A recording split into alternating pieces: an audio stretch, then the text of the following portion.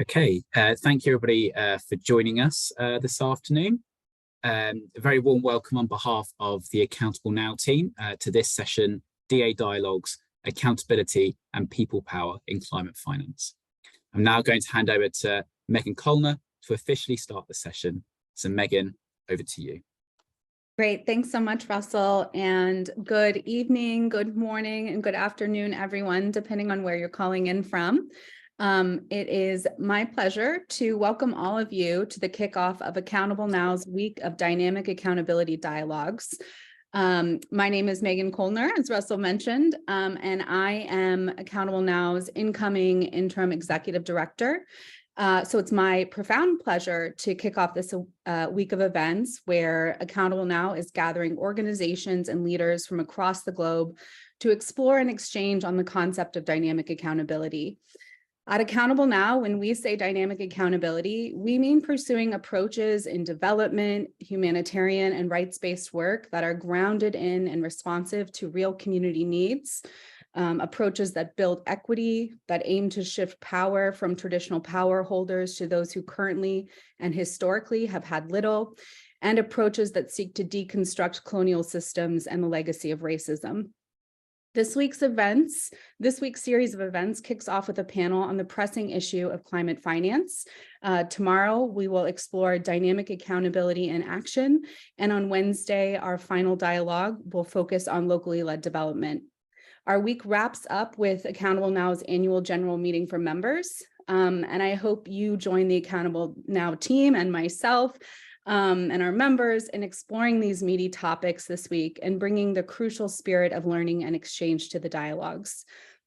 Today, our esteemed panelists, Fredrick, Ouma, Ali Rahim, Ann-Sophie Jesperson, Sandile Ndelu, and Laura Aragon, together with our moderator, Mihir, Bhatt, will explore how climate financing discussions and decisions can be more participatory and inclusive, and how we can shift power into the hands of those whose lives are most affected by the issues. Thank you again for joining us. We look forward to continuing the conversation today and many weeks ahead.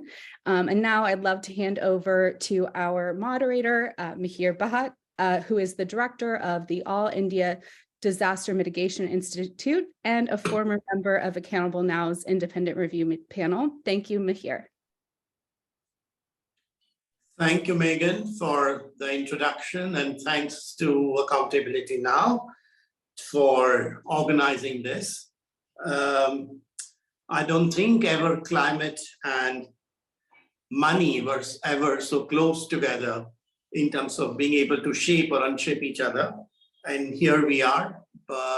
Every rupee we spend is shaping the way our climate and therefore our future is affected. And every environmental act that we do, maybe planting a tree, for example, is also affecting the way we may be able to respond to that.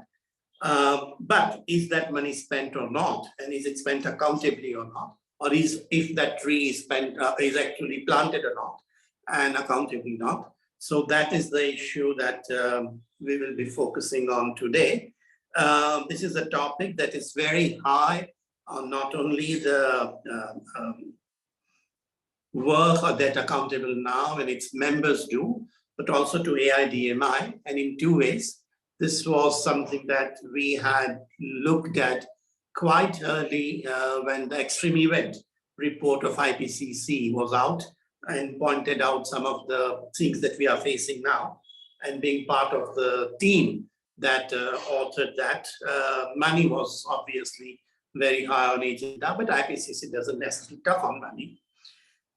Also, we have seen since then series of country reports showing that how the gross domestic product is slowing down or is actually working in reverse due to various environmental and climate-related crisis. And not only money is lost, but the investment that is done in development is also being lost. And third, the cost to repair that loss and damage is mounting even more than the money that we have spent and invested in the development process in the past few decades, especially past 1 decade. So accountability, both in terms of money and accountability in terms of environmental concerns, climate concerns are very high.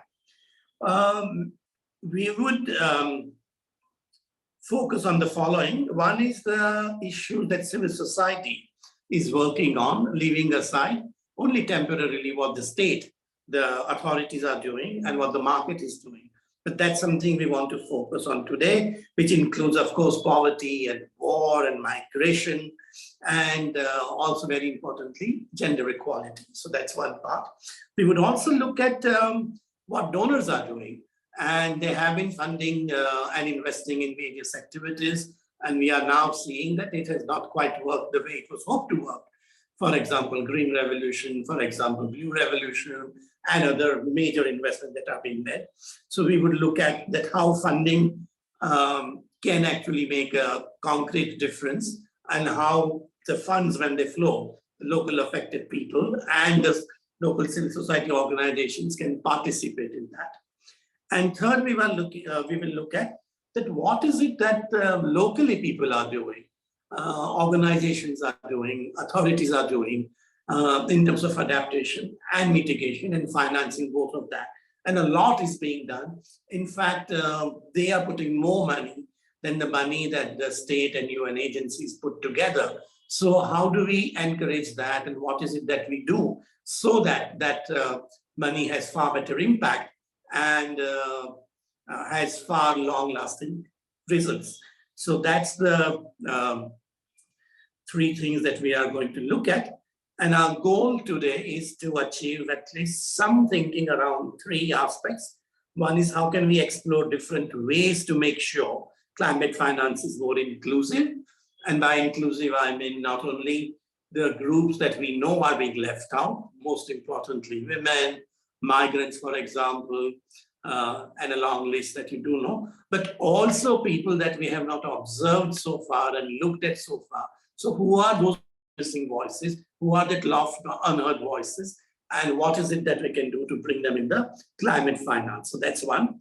And second, how can we bridge the global-local divide? And there is a lot of focus on localization.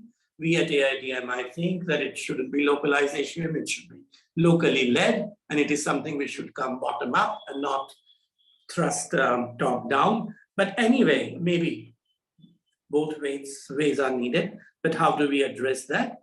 Especially focus in terms of the affected communities within that, marginalized groups, and also the ultra affected people within affected communities, because they would die or just about be as close to facing death. So that's the goal that we have. As we said, we have an extremely eminent panel of 5 people, and I welcome that. Of course, Fredrick, and who brings in a lot of experience from Africa. And we have also working with transparency. We have Ann, we have Rahim, we have Sandile, and of course, Laura. So these are the group speakers we have. We will start with Fredrick, if I may invite you first. And we'll have a first round of each of them. We will ask them to have an opening statement in terms of from their vintage point of view. And Fredrick, in your case, your vintage point of Kenya, Africa, but also transparency and accountability with the local people. So how do you see what we are about to discuss and what we have set as a goal today? Thank you. Thank you so much, Mihir, Bhatt. Greetings from Kenya, greetings from Transparency International. The agenda today is a very important agenda item, and that is because as we progress, the impacts of climate change are becoming severe over time. And as you may recall, the Paris Agreement is very clear on how to respond to climate change in its objective, and it has indicated that sustainable development and eradication of poverty must be achieved together in a developing country context. If you look at the hazards and the impacts of climate change, they definitely affect local communities more than any other person. And therefore, you cannot plan any response to climate change. You cannot draft any program or project without the participation of those local communities, where most of those projects are actually implemented.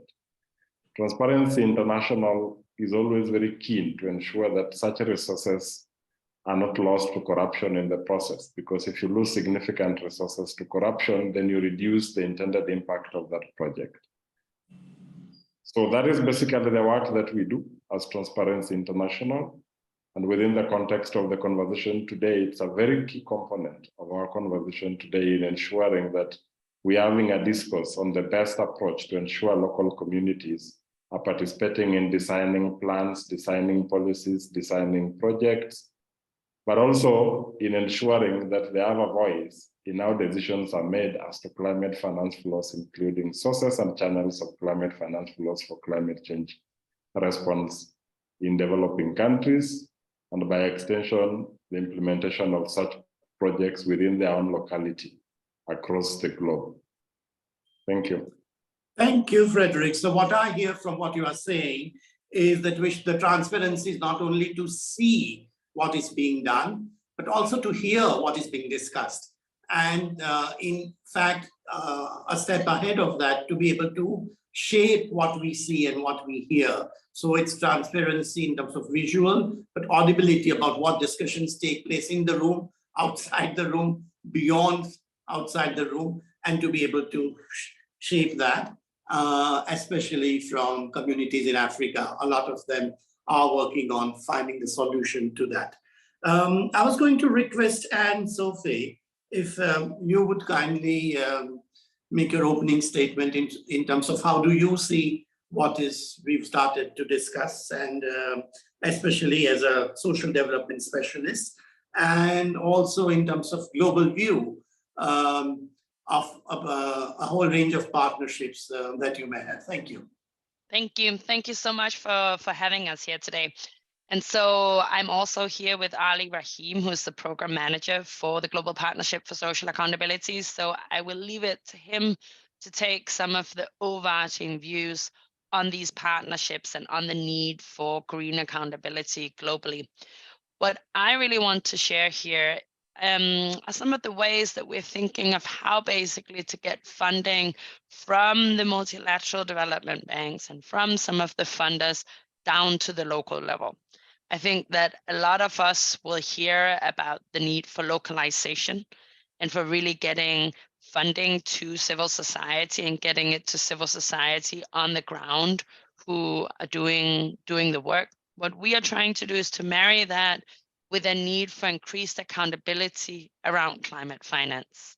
And so we have put in place a green accountability call for proposal where we are trying to experiment with a new model for the Global Partnership for Social Accountability.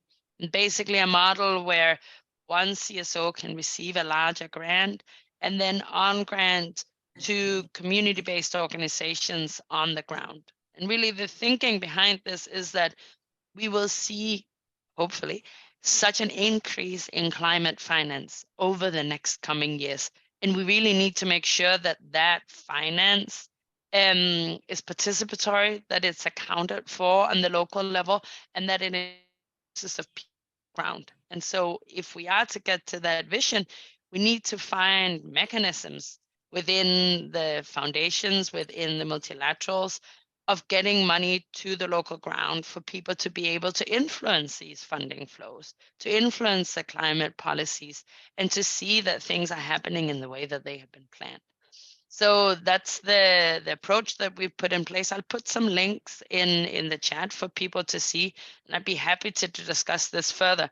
But I think it talks to a bigger conversation among a lot of the funders around how you really get funding down to the local level.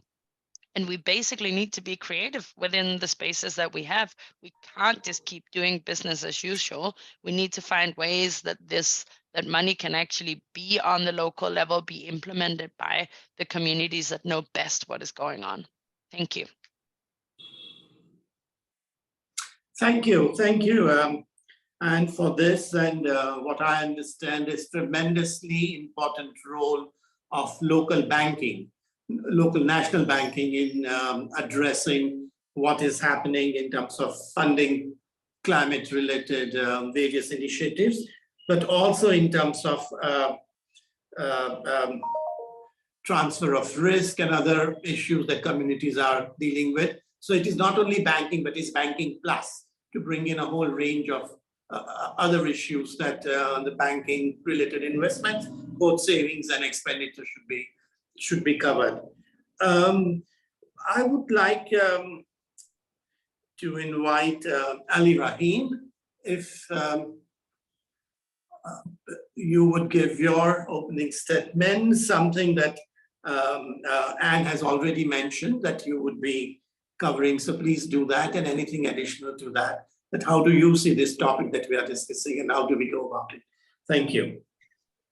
Thank you, Mihir, and thanks to Megan and to Rocio and the Accountable Now team for having us here and choosing such a critical topic to sort of frame the launch of the dynamic accountability dialogue.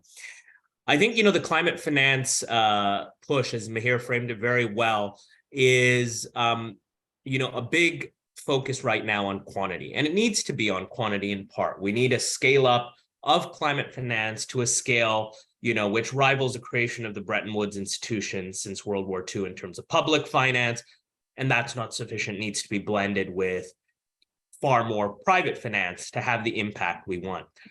I think what all of us are saying is that without the people power, without having a systems-based approach to include people in the delivery and quality model, we're not going to get to net zero. We're not going to get to the world we need. And I think there's a normative argument which we all need to continue to make, but I think the argument we haven't made as convincingly in the international policy community, which we need to make more forcefully, is this is also a quality issue. This actually gets to reaching the climate goals themselves. And I think often our set of issues is said, well, this is about mitigating risk so people aren't hurt. Yes, it is. But it is also fundamentally about delivering climate change goals. It's about reaching carbon neutrality. Because if we don't have local information, local knowledge, and local oversight, as Mihir was saying, we are going to see diversion of resources which we just can't afford today. We could never afford it. But we have 7 years to get to these goals. And so, I had some interesting conversations. Actually, we were on a CSO call on this just earlier today. About how many developing countries, and we have Fredrick here, we have Mihir here, others who are dealing with these contexts, the countries are often pushing back saying, well, we need more financing and more requirements are going to constrain us further. You can't impose yet more requirements. We need these resources. I think we need to shift the tenor of that conversation to say, this isn't about constraints, this is about enabling. And it's not about just enabling people, it's about enabling the goals governments have as well. So how do we move to this kind of collaborative model? There's room for contestation, but there's also room for collaboration. And we need to build the supply side systems on the government side so that they can engage effectively. And then we need to build demand side systems at scales. So we're not just seeking, micro CSO projects around the world, which aren't having a systemic effect. How do we bring all of this together? So Ann-Sophie talked about our green accountability call. I mean, it's an opening salvo of sorts of IFI, civil society, other bilaterals, others coming together to drive a global policy dialogue, but that's really pushing for more of a vertical integration from the community level up through the global level about what the role for transparency, participation, accountability is in climate finance. All of this is very ambitious, but this is a very ambitious agenda. So I think we all need to come together around these kinds of themes of dynamic accountability and think about how to build the new systems we need. And I think, it has to take voices, from the community level, from the stewards of the carbon sequestration sinks, the indigenous communities in the Amazon or in the Congo Basin, or wherever they may be, and build them into this new international finance system. It's the only way we're going to succeed. And so we're very glad to, participate in discussions like this and build collaborations because, it's essential to our global goals. Thank you, Ali, for emphasizing both the quality and quantity of this kind of funding, and that's very important. It's not one at the cost of other. And more importantly, also that how green this financing is and for how long it remains green when it travels from global green bonds to the local green action. And third, and for whom it remains green as well. So does it remain green for the entire community or only part of the community, only for the private sector? So that's something to emphasize. And the third is that how the money is become even more valuable than it has been so far because of this great increasing demand, accelerating demand for that money to fix what we need to fix in next 7 years, so to speak, hopefully before that. Thanks, Ali, for that. Anne has put in something for us to read on the chat box. Those who are interested would be very useful to look at it. We have Sandile, if we can request you, both from the feminist point of view and also from the youth point of view, but then finance, you manage the finance, the fund. How do you see what we are discussing here, both your opening statement and your remark to what has been said so eloquently by Freddie and Anne and Ali so far? Thank you. Thank you so much, and thank you for having me. So I'm from the FRIDA, the Young Feminist Fund, and FRIDA is a youth-led fund that provides young feminist organizers with the resources that they need to amplify their voices and to take action towards the social justice issues that are most important to them.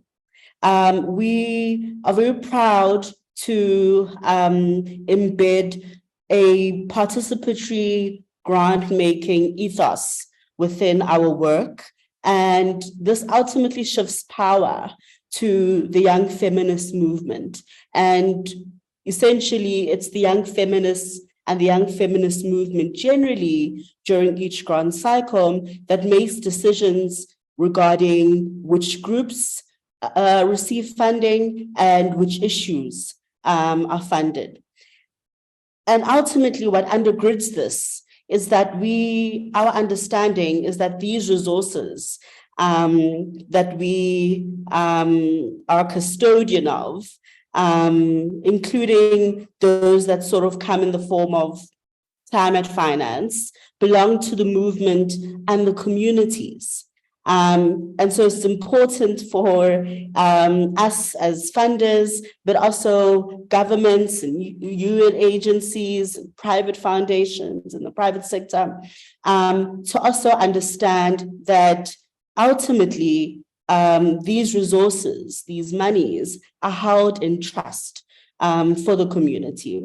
And ultimately, this is because so much has already been taken from the movement, from communities, by extractive capitalism, by the patriarchy, by white supremacy, by Western hegemony, and thus philanthropy generally, and climate finance specifically, is a way to remedy and compensate these historical injustices. And this sort of understanding, this sort of paradigm, we believe it should be the base understanding that should drive accountability and transparency and the values relating to that when it comes to climate finance.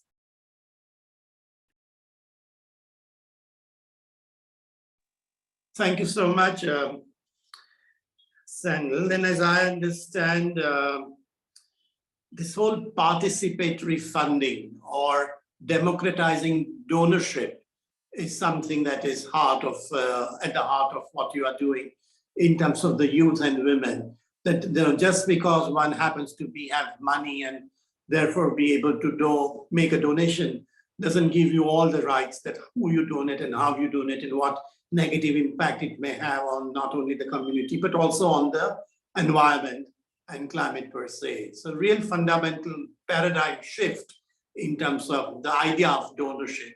In India, we for a long time has been asking from donorship to trusteeship, that this money is not something that we own. The money is something that we hold as a trustee not only of the poor people and other people, but also for the environment and nature as a trustee of that to do that.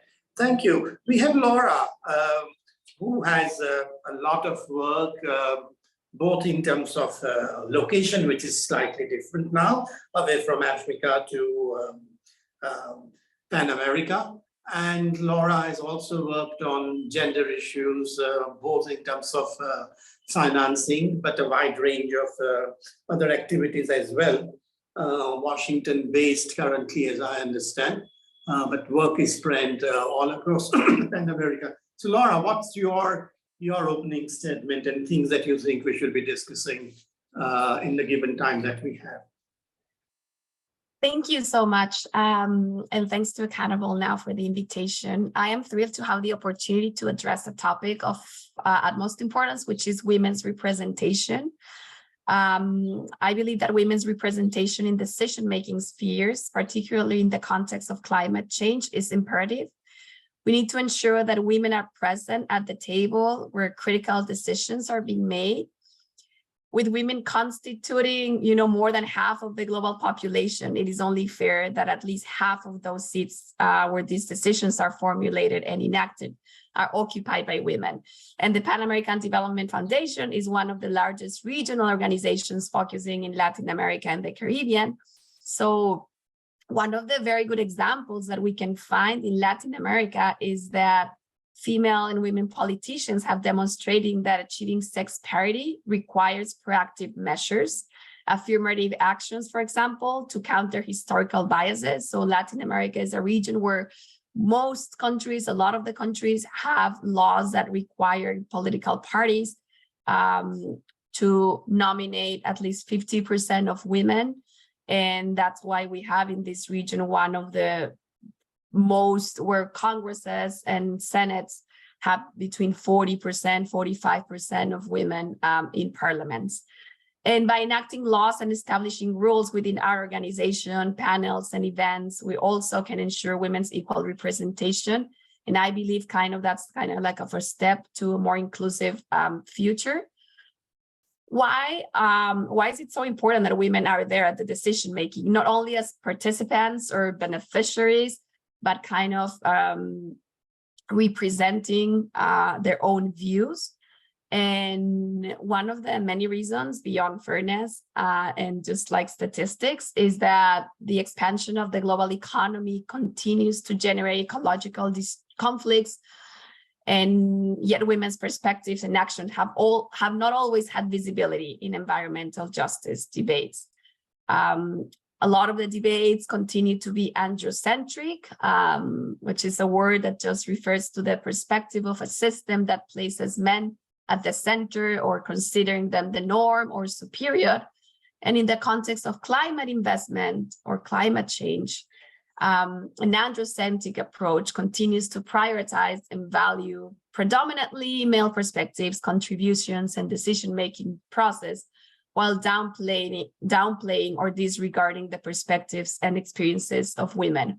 So even though we all agree that, localization and increased investment and funding to civil society and local organizations are important, I feel that there needs to be a very specific targeted effort to fund women-led organizations, because according to official data from OECD, women-led organizations receive only 1% of official development aid. So we're hoping that women solve all these climate change problems, and we sometimes repeat this narrative of how women and girls are going to solve it, which we could challenge that, because I don't think it's the only responsibility of women and girls to solve that. But it is our responsibility to ensure that women-led organizations and efforts obtain a fair share of the funding and of the funds, and to increase that 1% of official development aid to at least 50%. Thank you. Putting women in the center of all this discussion about finance, and what I understand, if I may rephrase it for my understanding, is what you are saying is actually a slogan. They're saying that we must feminize climate finance. Climate finance can't be just masculine the way it is so far. And by feminizing, what you mean is that it should be covering all the activities that women are doing. It should be covering all the injustice that is happening because of the climate to the women that should be addressed, and so on. And so very, very powerful message about changing the way climate finance is so far functioning. I was going to ask Ali if you would respond to this whole discussion about, as I have put it in my words, but of course you heard Laura say so, that if feminizing of the climate finance has to take place, how can we make it happen at different levels so that it is not only at certain level women are able to participate in their communities, but not at a higher level where amount of money is being discussed, for example. So Ali, may I request you to share your thoughts on that? Thank you. No, I think it's a critical issue, and I liked how Laura framed it and how you're framing it, Mihir. And I think it's for women, but it's across marginalized groups, but women, of course, representing, half of the population, often very proximate to a lot of the impacts of climate change. So I think it's about, being careful not to segregate the role of vulnerable communities for women, for local communities into sort of a separate sphere of local climate engagement. I think people have to have a voice at all levels, and we have to have a vertical chain, like I said, to connect those levels. So Ann-Sophie was getting to this as well.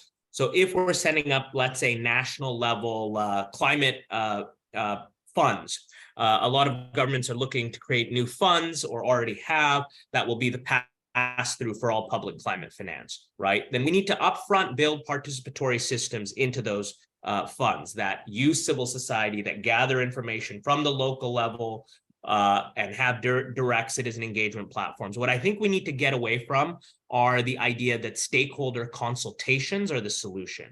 We're going to gather a stakeholder advisory level network at the national level and have twice-a-year meetings with CSO representatives and say civil society is engaged. What we need are real-time systems to engage people in the finance allocation decisions. That requires them to receive data. We have a pilot project in Kosovo doing this with the Kosovo government and Kosovo civil society on disclosure of data, because that data then needs to be digestible to communities at all levels, also not just to technical experts. So how do people have a meaningful voice in climate decision-making? They need to know how to act on the information about climate. And this is often highly technical, but there are ways to communicate this information. So people have agency and voice, but agency and voice that's informed, right? We see this in sectors like water to influence how water utilities allocate water resources. When you're dealing with drought and increasing climate impacts, people need to understand what that technical information means about the volumes of water they can access, how it gets to them. So you need to build systems to do this, and this requires resources. This needs to be part of how we plan and deliver climate.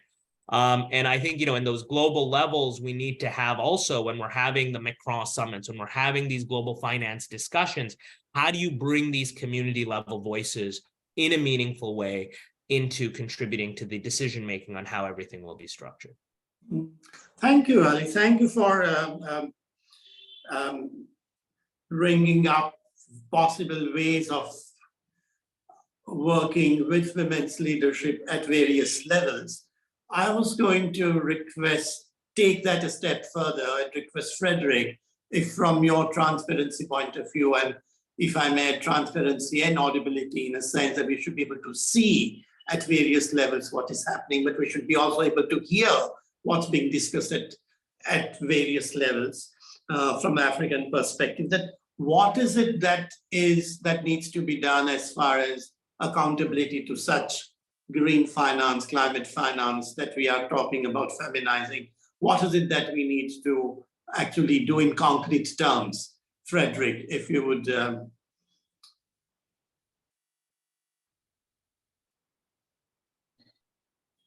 Thank you, Bhatt. Let me know when, if I'm not clear. My internet keeps going up and down. You're clear, I can hear you. Thank you. Thank you so much. Yeah, I completely agree with Ali. We hold the unique view that civil society organizations are supposed to fill the knowledge gap between duty bearers and communities. And while we understand that some of the engagements we have at the policy level, internationally, regionally, might not be in a form palatable to communities, it is our responsibility as civil society organizations to digest that information and transfer that information to the targeted communities. We hold the view that advocacy is always compromised if the people are not empowered enough to engage on some of these issues. I double as a climate change negotiator, and it becomes complex, the kind of decisions we take, for example, under the UNFCCC. And therefore, it has to be us digesting that information and explaining that information to communities so that they're able to engage effectively and hold duty bearers accountable. In terms of climate financing, I mean, it is for sure that financing is going to increase almost tenfold in the next decade or so. If you look at, for example, the OECD report of 2022, as at now, we are at $83 billion mobilized. If you look at the MDB report, $50.6 billion committed. IPCC suggests we need $1.6 to $8.3 trillion. Standing Committee on Finance basically are saying we need 28.2 trillion.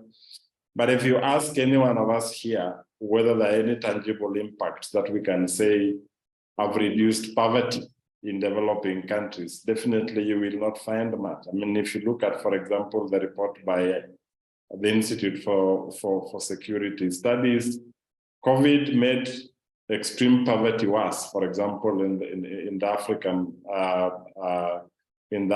continent. And we had even 445 million people living under extreme poverty. And therefore, if we are going to deal with the twin problem of underdevelopment and eradication of poverty, then we are going to have to take seriously local communities. Because one of the challenges we've had previously is where you bring in an imported intervention and assume that that intervention will fit within the local context where it's targeted. And that has caused whether you want to call it maladaptation or you want to call it failed projects or programs, it becomes very problematic. And therefore, for us, we have taken an approach where we work with communities and community groups in policy processes, in planning processes, because Kenya, for example, has a devolved governance system, and that feeds into the National Climate Change Action Planning process. We work with them in risk assessment to be able to identify and prioritize areas that are of interest to them as communities, and participate in designing the interventions in a manner that fits within that particular local context. Because if you come up with something that doesn't fit, then it can't work as well. Yeah. So this is very important so that you have accountability that is driven from bottom upwards instead of an accountability that is enforced top down, because then you don't end up achieving anything at the end of the day. Absolutely. No, thanks, Fredrick. I was just going to ask first Sandile, you, and then Anne, if I may ask you after that, but the same question. And the question I'm drawing from the background of, I was just meeting the chief heat officer of Bangladesh city, who sits in the mayor's office, and her job is to make sure that the heat that the city of Bangladesh faces, urban area faces, is something that the city can deal with. Very exhausting, overarching, impossible task. But she's decided to take very concrete actions.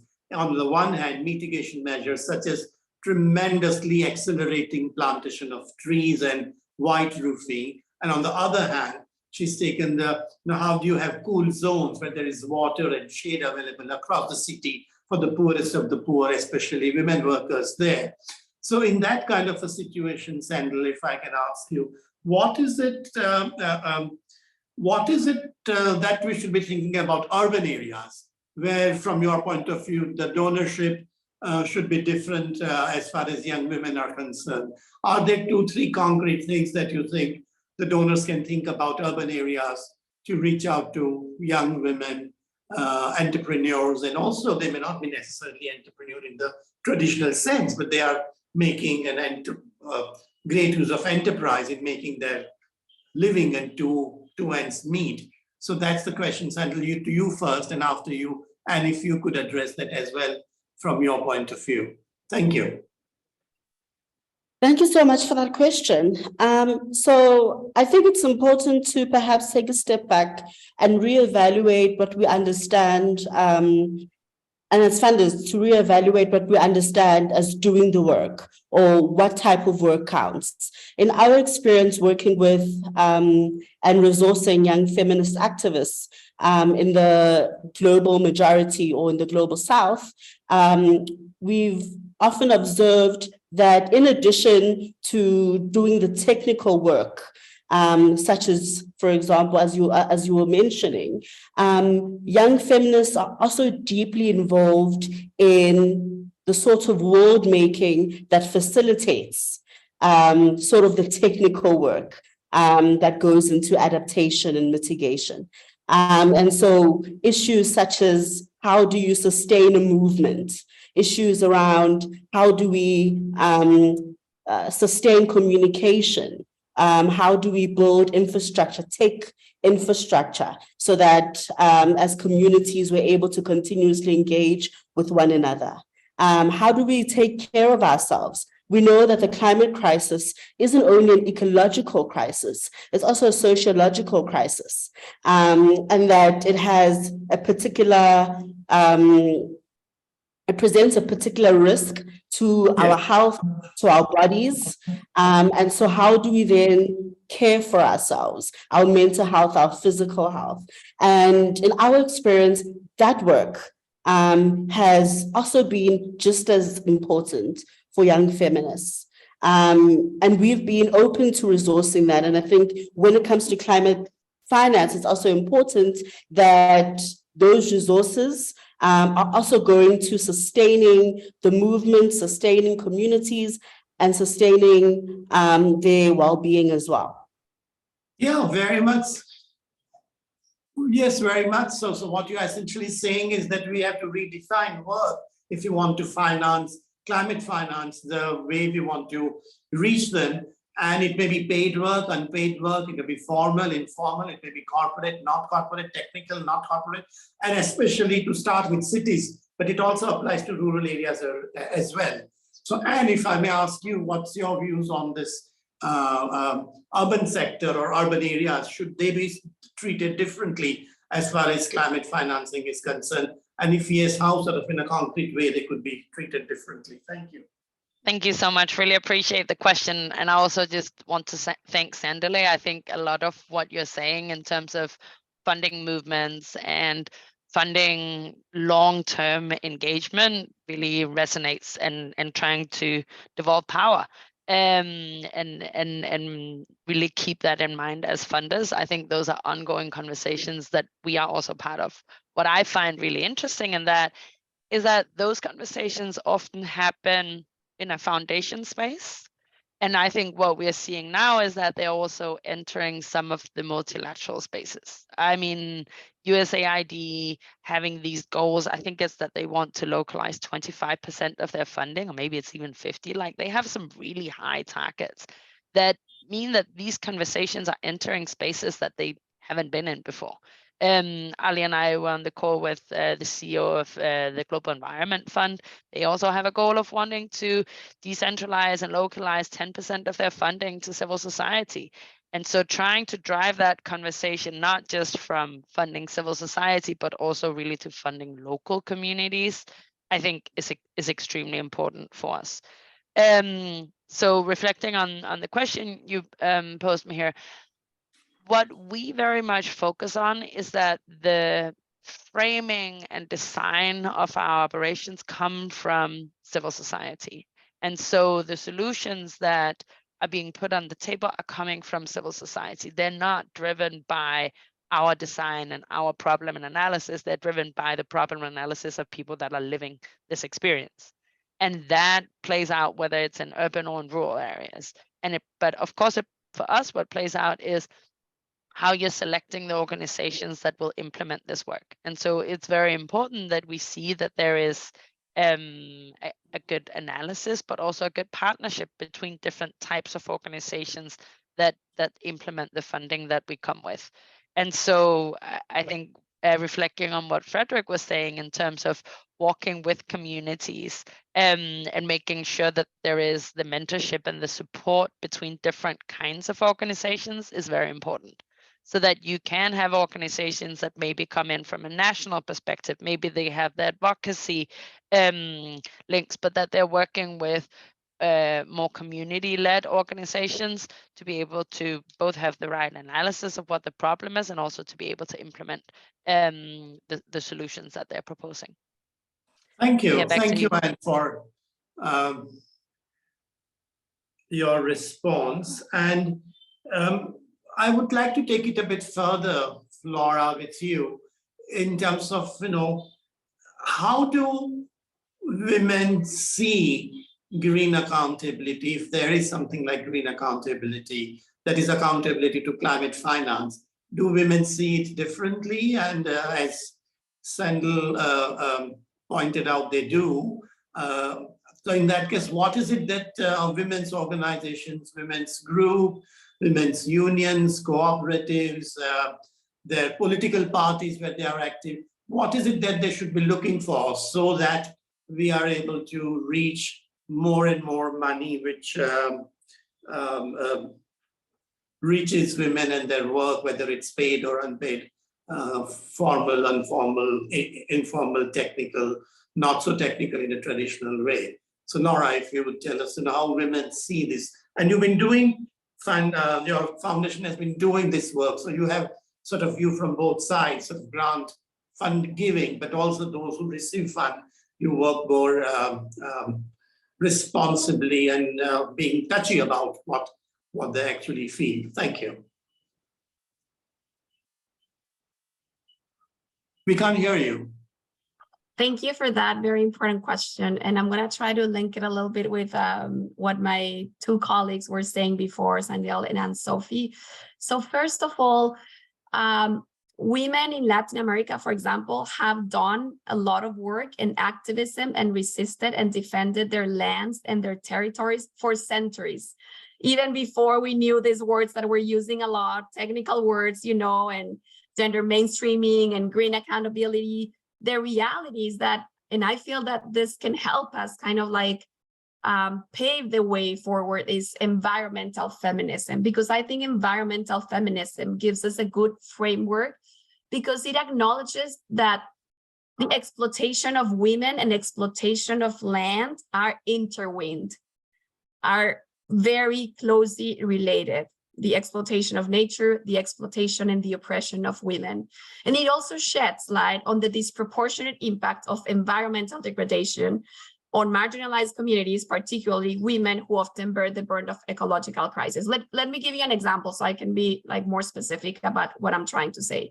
Let's take the example of mining in Latin America, which is prevalent in the region. And the gender dimensions of mining conflicts is rarely analyzed. Women's everyday tasks, however, particularly food provision, water collection, which are determined by the division of labor, make women more vulnerable, but also particularly more aware of the negative impacts of extractive industries and climate change. And that's why women have been, for centuries defending their territory, their land, and their bodies, not as separate things, but as one thing and their own community. And indigenous women, for example, because sometimes we say kind of like women and also indigenous and also Black and also brown, but within indigenous group, we have women indigenous, we have women, brown women, we have Black women. And that's why I kind of make a point to remind us that women constitute more than half of the population.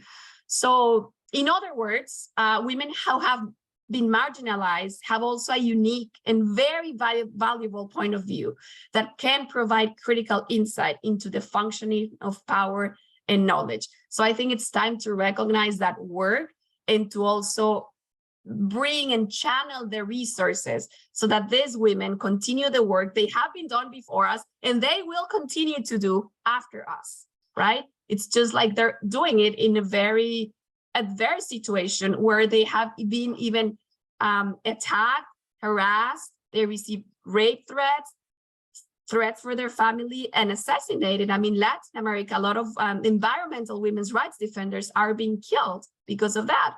And then the second point that I wanted to make in terms of this localization that we all agree, and what Ann-Sophie was saying, I feel like a framework that can help us challenge and questioning us. Why is it taking so long? We all agree, we're increasingly seeing in these forums, we also see that USAID is like taking a long time. We ourselves in our big organizations, we see a lot of large organizations, North-based organizations growing, and yet it's taking so long. And I think one of the reasons why it's taking so long is because we still have a very colonial mindset. And that means that we trust, and why we have some due diligence processes that we expect small grassroots women-led organizations to comply with rules that were made for North-based organizations, large organizations. And then we say, well, we need to develop their capacity. So no, we don't need to develop their capacity so that they can receive our funding, right? That's a very colonial way of seeing it. I mean, there's very large contractors and nonprofit organizations that implement programs that fail, and they continue to receive money, and no one asks why they are not trustworthy. But yet, when we talk about small grassroots organizations, we're very worried about how they're going to use the money, about how to teach them how to implement these systems. But in reality, it's the trust issue. And in reality, it's a colonial issue that still exists even after colonization. So those 2 points, I think, a decolonial framework and also an environmental feminist framework can help us get some ideas on how to move forward. Yeah. So thanks, Laura, for bringing that up. And quite in line to what you have said, we have a question from Kiran, and who wants to ask Ali, you, saying that how do we move what Laura just said from consultation to engagement? But why only engagement? Why not? We've just heard from Sandile that people can manage and actually unfold and manage their own money. They do it on day-to-day basis. Why shouldn't they be able to do it beyond day-to-day basis for some additional extra climate-related finance? So Ali, the question to you from Kiran is that how do we move from consultation to engagement, and engagement to access, and access to decision-making, and decision-making to ownership? And while you do that, I would request Rena and of course Vishali to, if you have any questions related to that, please put this up in the chat box. We'll be very happy to address that. We already have received some other questions which we are otherwise going to field. I'd ask every one of you to, if you have questions, please don't feel shy. Thank you. Ali, it's yours. Sure. Thank you, Mihir, and thank you, Kiran, for a great question. And I think, Mihir was right in framing it. It's not only the shift to meaningful engagement. It's, if you see our initiative, we have engagement as a bucket. What's the direct say and where the climate finance is used? There's solve. How are we using local knowledge, community participation, getting that local delivery, and then the monitoring, which is, is this being done? And there are challenges and there are barriers. I think the barrier and challenge, it was interesting, Fredrick talked about the decentralization model, and the World Bank was actually helping finance that shift. And that was one of the shifts that wasn't just about, your typical decentralization, but ensuring that the decentralization process was building in strong community feedback mechanisms. And it's interesting to hear that TI has been using those then to influence, the climate finance and planning aggregation. We have similar initiatives underway in West Africa where regional community-based development projects have been created, and then locally led climate plans can then feed into national or regional planning. So I think part of what the challenge is you need to move away from a projectized orientation. The project is the unit of account, whether it's in the IFIs, whether it's in the foundation philanthropy grant making sector, really balkanizes our approaches. And so we're all working in individual projects to make them participatory. This is a challenge of the global financing model from north to south. And so this won't be easily broken down, but I think it is a pivot to systems-based thinking. And we definitely need it for climate finance because you need to create ecosystems of delivery. And sometimes that's a sector-wide approach. It's about building government systems that can speak to citizen systems. And it's hard, if we think of the World Bank or the Global Partnership for Social Accountability, because we're all being held to account for all these little individual projects. In our case, little sometimes might be $1 billion, but it's still little in the scheme of larger global financing.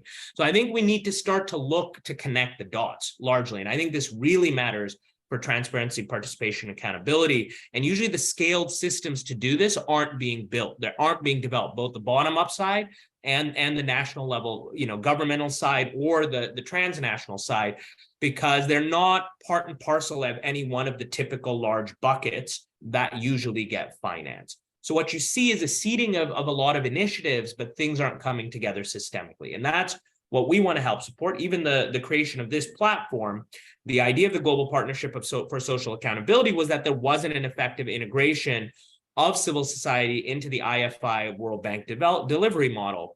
And it was a very hard dovetail, to be honest, but there is clearly a role for that. How do you better, in the same way the bilaterals are looking at localization, I think meaningful citizen engagement, meaningful civil society integration into the emerging development finance models is critical to think of and to think of systemically. And so that's what we're trying to push at. So, I mean, the current GPSA will end, and we've been hearing from civil society globally is the lack of reliable funding streams is massive. And, that can be located in various places, but there is a need, in our view, for that to also be proximate to the larger scale financial mobilization that we're going to see around climate, which is going to be using the development banks. And so we need to have models then to have civil society be integrated very squarely into the model. We need, local level actors to be part of that ecosystem, but connected with others. So, I think the climate space gives us, I think Fredrick was making this point, we lost him, but a chance to go use the climate agenda to link to that broader development agenda too, because all those themes still matter. I mean, we're all talking about it, right? That the inclusion agenda, what is inclusive growth going to mean? What's inclusive development finance going to mean as a climate agenda emerges? Because a lot of countries and people are worried that in the pursuit of climate goals, in the pursuit of carbon neutrality, we're going to lose sight of poverty. We're going to lose sight of economic inclusion. So I think it's also about tying these bigger global themes together, but it requires very local technical solutions. And it's a great panel here to hear about how do we bring all these threads together, and what role do each of us have to play in building the systems in our own individual countries, communities, but also in our global understanding of what the new development and finance architecture needs to look like in terms of people power.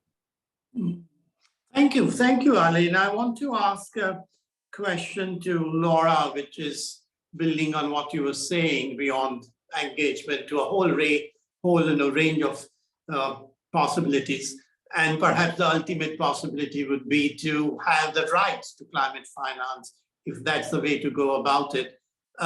Laura, I wanted to ask you, in your experience in Latin America, how have you heard and reconciled and made it useful both the human rights issue, but also the environmental rights? Does environment has right, and can that right is that part of the post-colonial discussion that Sandile was mentioning, or is that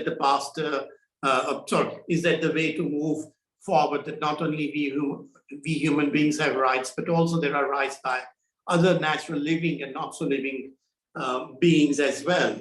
So Laura, if I can ask you, share your experience, and after that, the same question, Sandile, to you, because how do you see that from Young Feminist Fund point of view? That if a group of trees ask for funding and somebody representing them and say that, look, we need some support to make sure that we survive because we are the very few trees in this area for a very long time. And if we are gone, the whole ecosystem is gone. So from sort of that point of view. So Laura first, and after you, Sandile, you if you would do that. I'd also like to encourage Christian Donaldson from Oxfam. Of course, we have Ursula from CBM, if you have any question, and Vanaka from Plan International will very much want you to have questions or observations for that. Please put them in the chat box. Thank you very much. So Laura first, and then Sandile, you. Thank you so much. So I feel one of the most important things that I try to do is to recognize that with money it comes power. We cannot like pretend that, you know, we're gonna change and we're gonna have horizontal relationships. There's a saying in El que paga manda, which is kind of like translates kind of like whoever has the money and pays has the reason. And I think by engaging, in my case, for example, women-led groups and saying when we have some funds to implement projects, to say we acknowledge that there is this power relationship and that there might always be the power relationship when it comes to money and funding. Pretending there's not one, I think doesn't add to what we're trying to do. So acknowledging that power relationship that comes when someone has money and when someone is investing, right? And we've all seen it. I mean, we all here, large or small organizations, have our donors, have people who fund the organization, and we always try to make them happy, right? Because they are giving us the funding. And I think speaking honestly about that power, about the money, what it comes to it is kind of like a first step to have a more horizontal conversations, because at least we can be honest about it. That's kind of like one very specific thing. The other thing is, I feel that it's not the responsibility of these groups to find the funding, but it's their responsibility of larger organizations to come and identify them. And that requires kind of extra effort maybe, but like I say, they are there, they have been there, they will continue to be there. Someone who says, no, it's not there, we need to create them or things like that, it might talk more about the lack of knowledge of this person, maybe based in Washington, in what we call the headquarters of organizations, that in Guatemala, in Mexico, in Chiapas, where all these movements and resistance are occurring. So how, and that requires spending time to find these groups, to work with other groups that work with them. In our case, for example, we work with the women's funds to identify some of the organizations we would like to partner with and offer them that possibility of partnership. And we've seen organizations who have come to us and say, I first want to know you better, you know, and I think that's very important, kind of like challenging that power. I think what the feminists have taught us is challenging power. And I think that applies very well to this decolonial perspective and accountability perspective in terms of who has power over who and how do we revert that power so that we ensure that women's rights activists who are defending their human rights, who are defending environmental rights, can continue to do their work without risking their lives or without, as Sandile was saying, risking kind of like not having a family and having like a third shift because they're working so much to defend their land, their community, to do all the care work that is, you know, expected from women, and also to have some income. Yeah, exactly. And Sandile, before you respond, there's an additional question to what is already asked to you, and that's from Mohammed Tahir from Bangladesh. And he says that in addition to what we are discussing, can you also throw light on accountability? You know, there are various ways of looking at accountability, and there may be local ways of looking at accountability which may not necessarily be defined and codified, and therefore part of the official way of looking at accountability. So how do you deal with alternative ways of dealing with understanding and practicing accountability? Yes, please go ahead, Sandile. Right. I'll start with the question from the audience member around accountability. So at FRIDA, the Young Feminist Fund, we aren't interested in data sets and outcomes and indicators, etc. Because we understand our role as a custodian of resources, and that those resources are making their way and moving back to the movement, back to the community. Those communities have complete dominion over how those resources are spent and what they're spent on. And all we require really from them is to tell us a story of how that went, right? And to sort of share back any challenges that they had faced, the key successes, any setbacks, and key lessons that they've learned in the process. The real area of accountability for us is challenging ourselves to keep true to our feminist principles of participation and transparency, and both our grantee partners as well as our advisory really keep us on our toes. And so oftentimes in the mundanity of running a fund such as ours, perhaps we would lose sight. And because we have these systems in place already, and the openness to listen, we are able to very quickly be reminded of one, our position as a funder and the role that we're meant to be playing. And that has been a constant form of accountability on our side, to make sure that we're really upping the game when it comes to participation. When it comes to the first question around sort of some of the developments that are happening within the field around understanding the environment as a rights-bearing sort of entity, in many ways, the feminist movement, young people, indigenous people have always been ahead of the curve when it comes to redefining a lot of the work that is happening within the climate justice space. And so before the international system even started contemplating around the crime of ecocide, for example, which is a debate that's currently happening, indigenous people had already put that on the table and were insisting over and over again that according to their understanding of the environment of itself is rights-bearing. And in many ways, the philanthropic sector, the international human rights sector has been playing catch-up.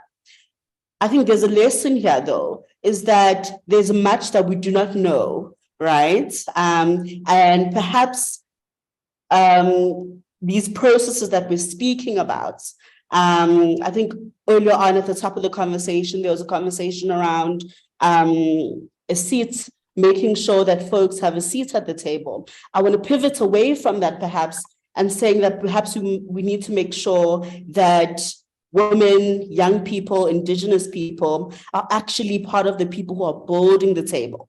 And that's going to be the space and the moment for us to shift our perspectives and shift our understandings of what the solutions are.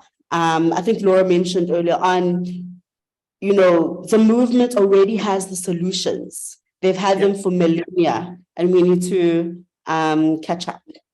Yeah, thank you, Sam. Anne, I have a question for you, and this is very specific. And my colleague who's been working with us on heat wave, not only in India, but across South Asia, has been very worried. And there is a global report saying that next 5 years are going to be some of the hottest years of humankind's history. And not that we didn't know that, we knew that in 2014, as the heat wave was added as a special case into the IPCC extreme event report. But we have been slow at warming up or cooling down to heat wave. question. What is it that 2 or maybe 3, but concrete things, if you had all the money that you need to make global partnership for social accountability that covers climate financing, what are the 2 things that you think should be funded immediately? And some sort of global action, global, what is it that you think which would be 1 or 2 most important things for a global fund for global partnership for social accountability and climate finance should be looking at? I always love getting questions where I can have all the money in the world. It's fantastic. It gives us a chance to think very creatively. I think that if we had that, what I would really want to see is a system of social accountability around climate finance that goes from the local level up to the global level. So we have some projects where we, for example, are funding in Cameroon focus on local climate action plans and specifically working with indigenous groups on having local climate action plans. But I would really like to see a system that stretches from that local level up until the district level, then the national level, and being able to scale up into some of the broader climate finance discussions and advocacy discussions that are happening on the regional and the national level.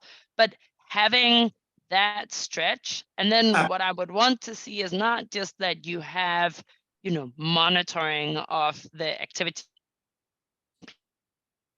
money to, but that you really have people put in the center of designing those programs that are happening on the local level, but then also monitoring them and being part of implementing them. But you really want to integrate that into the design of policies, not just have it as in the beginning and then maybe some verification once it's being implemented, but you want to have it actually throughout the life cycle of the engagements. Thank you. Thank you so much. You are absolutely share my views, which I wanted to, but now I won't. That, there is no such thing as localization as far as funding is concerned, as far as climate is concerned, unless the local financing of local climate action doesn't add up to something globally, all the way up to globally. There is no point. So, there has to be either advocacy, either training, either awareness, but some global awareness, global change, you can't really separate local, global as far as climate financing is concerned. And that's something you've just put in. So the same question to Fredrick, but you don't have the luxury of having all the money that you need. But if you had no money whatsoever, and absolutely no money and completely out of pocket, and you can't use your imagination and your friends are out of money and your family's out of money, and still something which needed to be done without money, what are the 1 or 2 things that you think absolutely should be done, even if we completely run out of financing, and how that action should be held accountable by whom? Thank you. Why am I the one without money? Well, it's fine.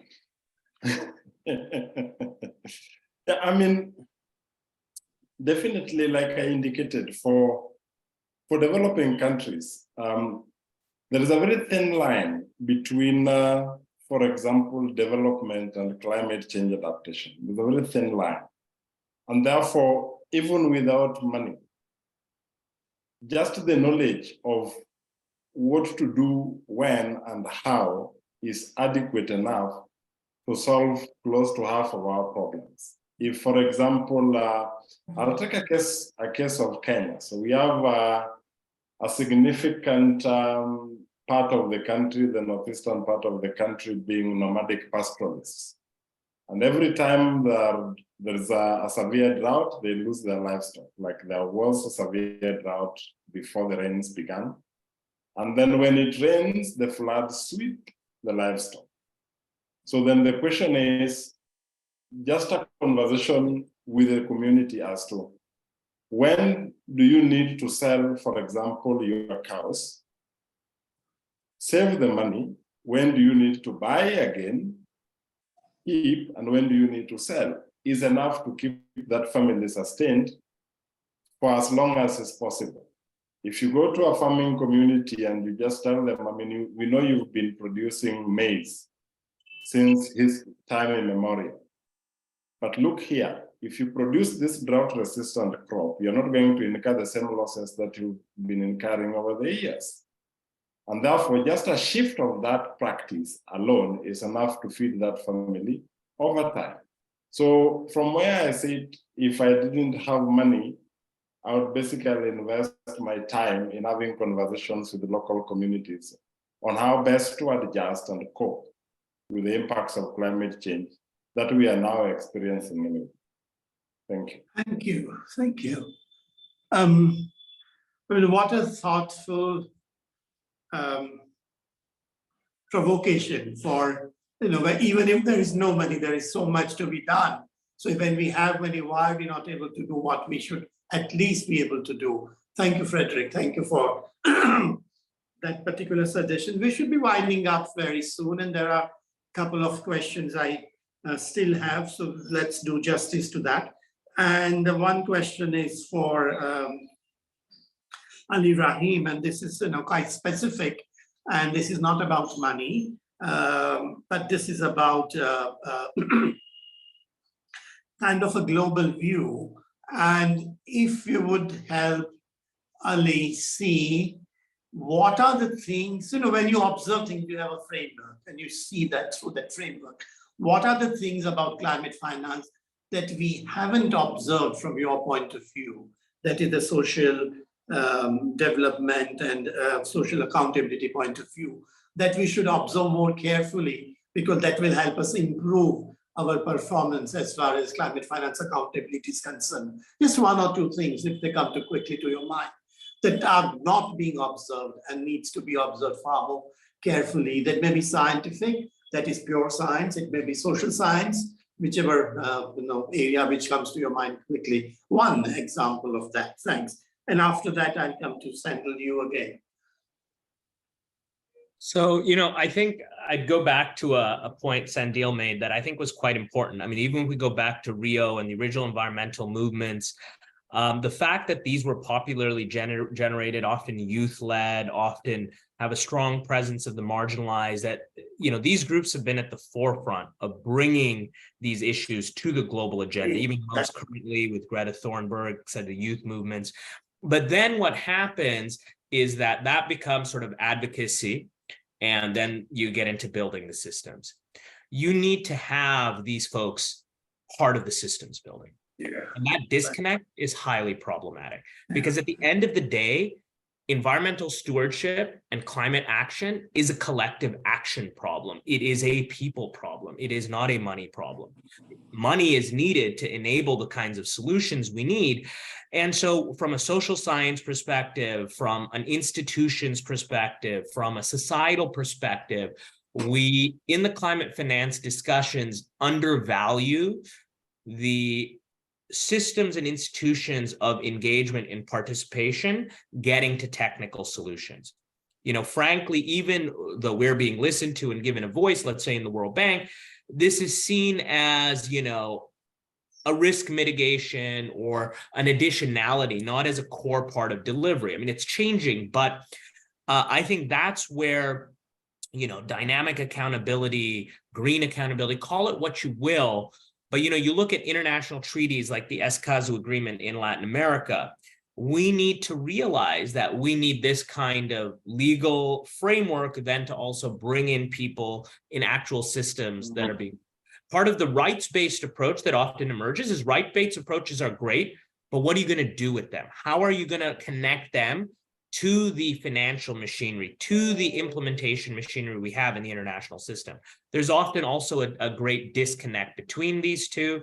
And I think civil society needs to be more in the space of the delivery modalities in addition to the advocacy modalities. And these two worlds need to come together increasingly. So I think that's what we really lack, especially as you shift more into the international architecture that is more finance oriented. The IFIs are a great example. So the World Bank is going through what's called an evolution roadmap right now. This is probably going to cascade across the multilateral system. And, people are releasing, there was a Brookings report that just came out on $1 trillion bank. As we're re-envisioning these as a primary lever to resource huge amounts of money for the global finance system, we need to approach this like we approached it, around the turn of the century when we were saying 50 years is enough at the World Bank. What do you want to see these institutions to look like in their new iteration when they become a critical new piece of the financial architecture of solving some of these global issues? And that's where I think the agendas we're all talking about, we're all passionate. We're all the converted mostly here. I don't know everyone who's listening in, but this is a chance for organizations to really amplify and make their voices heard in the global discussions. It's a real inflection point. It's a potential turning point in the next 1.5 to 2 years. So this is also a very pivotal moment to make these voices heard and to bring a new kind of systems thinking to this participation, transparency, and accountability agenda, using climate finance as the entry point. But I think this is about a much broader set of development issues as well. Sure, thanks, Ali. And now the last one for Laura. And this is, again, the same question, but there is an additional dimension that Christian Donaldson has from Oxfam has raised, and that is that what is it that we can do so that more, not only affected population, but the local organizations that support such climate affected population.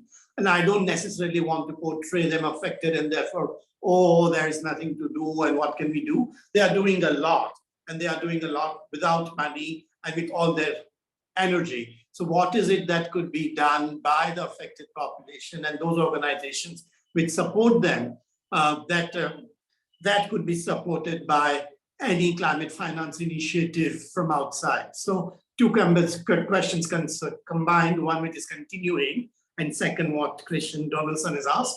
With that last reply from you, Laura, I would like to conclude what we have discussed. So I'll have two sentences to add after you. And Megan, if I could, hand it over from there, if you are prepared. Thank you. So Laura, you first, me, and then Megan. Thank you. Thank you so much. So I would say two things very briefly, because I know we're kind of finishing. So the one thing would be, I feel alliances are super important, transnational alliances and networks, so that, because for several reasons, that provides safety to the people who are working, especially to environmental human rights defenders, to women's rights defenders.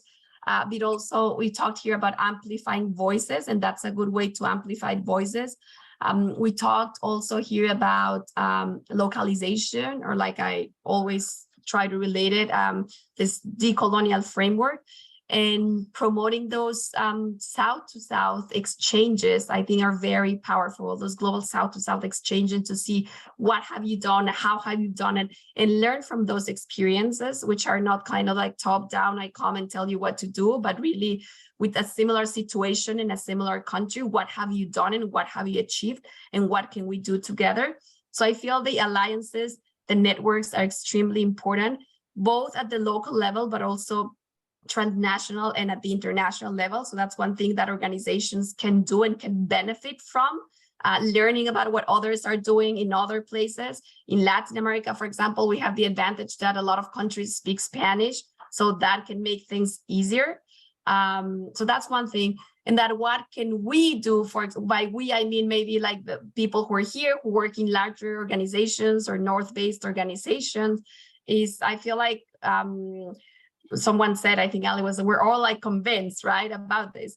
So how do we make more space so that these discussions are led by the people who we're talking about, right? So we all agree here that we need more representation from Latin America. We all agree here that we need more representation for Indigenous women. What are we doing so that these conversations are not only in English?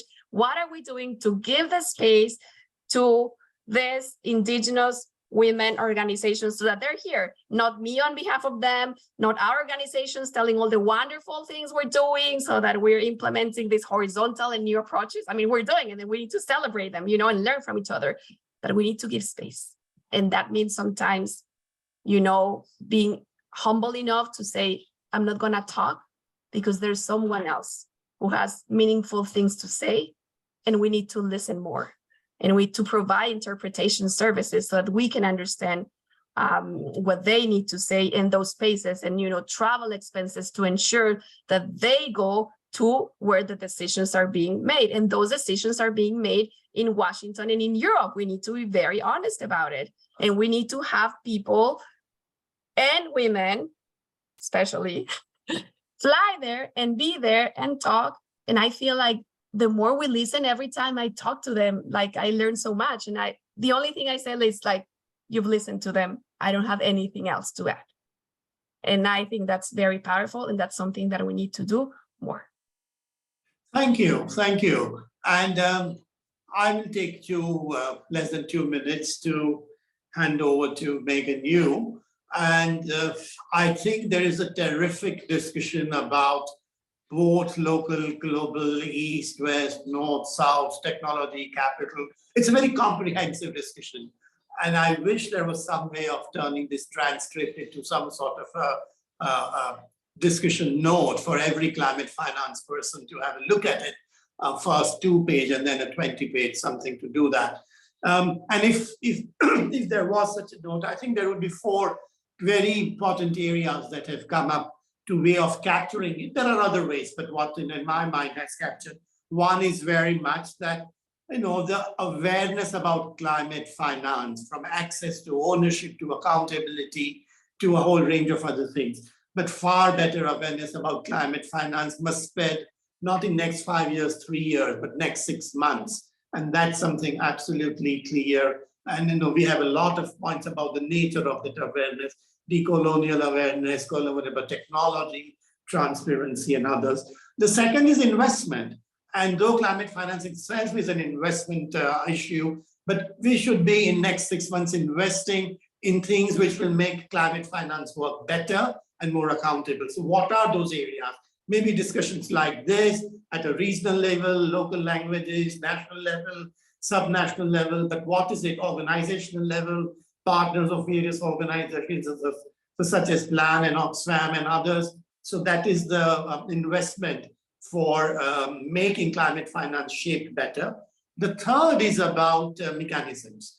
And that's the alliance, which is very clearly said, all of us actually in different ways, but it may be alliance, it may be federation, it may be cooperation, it may be, self-help, seamless ways of organizing, but that's something I would broadly say organizing. That's something very important to do that. And the last one, and that's something we've not talked about, and therefore I want to talk about, and that is that we think the future is going to unfold, both for climate and finance, the way we think.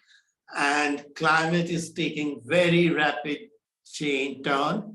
A year before, we didn't know that next 5 years will be the hottest years of our history. Nobody predicted, now we know today.